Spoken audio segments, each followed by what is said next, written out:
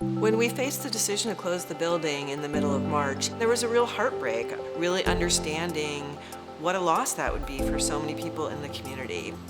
But our staff, our volunteers really responded to figure out how we could continue the essential services, how we could stay in contact with people. And so it was in some ways awful and in some ways so inspiring to really understand people's commitment to show up for each other in the best and strongest possible ways.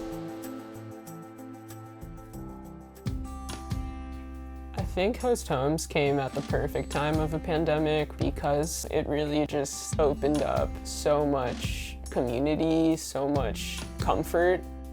I didn't really feel that a lot of my life up here in San Francisco. Last summer, I had like a really tough breakup, and then I lost my job. I took it super hard and dealt with a lot of depression and needed to get connected to services in San Francisco. I just let the center know my housing was super unstable, and from there it came out, oh, well, we're doing a Host Homes program. As we continue to get deeper and deeper into this pandemic, the Host Home program is even more important.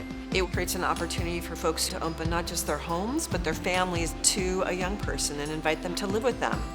Moving in during quarantine, I just didn't really want to add any stress, but Adam and Decima really reassured me, and I ended up getting super comfortable super quick.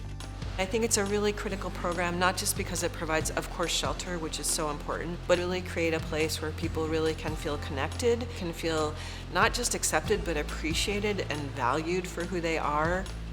The last 6-7 months, it really just showed me the importance of family and close connection. I think right now I'm not just alone trying to do better, and I think that's how I've spent most of my life, just trying to figure it out by myself.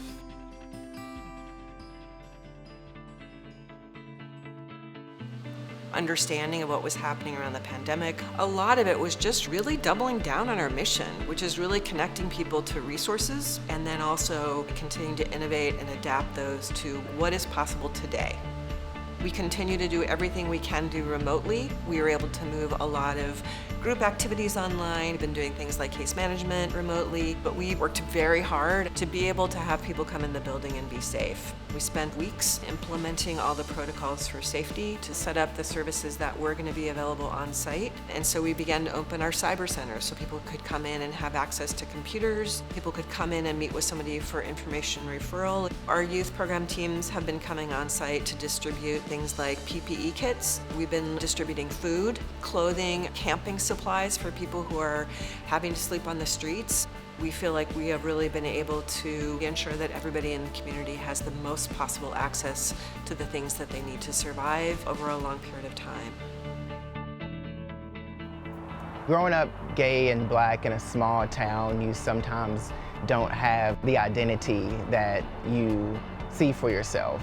I noticed that whenever I would wear fragrances to school, I would get this extra boost of confidence that, a lot of people are missing when you're just kind of isolated. So I just thought it was very important to create something like that for other people who may have felt the same way that I did.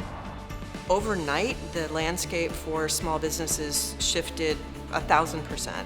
So we really looked at trying to assess and work with each small business owner to understand what is it that they needed and how could we connect them both to our own internal resources, but also the resources that might be available through some of our partner organizations. The center's services are so important right now just because a lot of times those resources that are out there elsewhere are not available for us, or they don't include us in them. When you have such skilled and talented people working for the center who have such big hearts, they are able to at least give us the resources to get our step forward in this economy.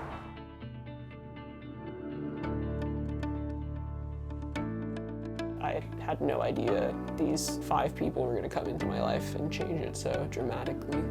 Just in general, they have kind of reminded me that even when there's days I don't care about myself, there's always someone who cares. Right now, it's really imperative we have a safe place to go as queer people, and the center is crucial in just connecting people to each other. connecting people to services, whether it's employment, health, housing. It's just things that we all need in order to survive. This is a year for us to really rethink everything. You know, everything has been turned upside down around the pandemic, but there is also the economy and also really a national reckoning around racial justice. For us as a community and for the center as an institution, it is going to be critically important that we continue to focus as deeply as possible on the unique ways our community has been impacted by these multiple and intersecting crises, and continue to look at how we use the assets that are available to us to continue a path of resilience and strength and building stability for the future.